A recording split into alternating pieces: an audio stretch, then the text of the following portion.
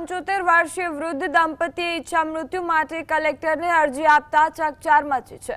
દંપતીનો આક્ષેપ છે કે સુરત મહાનગરપાલિકાના તંત્રની સતત હેરાનગતિથી તેઓ કંટાળી ગયા છે। વર્ષો પહેલા માર્ગ અકસ્માતમાં પુત્ર, વહુ અને પૌત્રો, દીકરી અને અન્ય સ્વજનોના મોત બાદ તેઓ એકલા પડી ગયા હતા।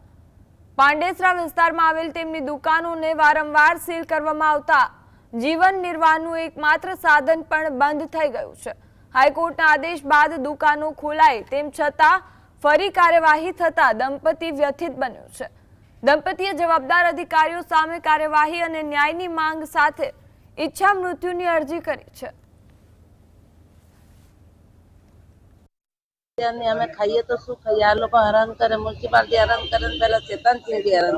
તો અમે બે જણ કાં જઈએ તો ટપોરી મોકલે, કોઈ કોઈને મોકલે, કદી માલ્યા લોકો મોકલે તો કદી કોને મોકલે તો કદી ભૈયા કોઈ પણ ને મોકલે।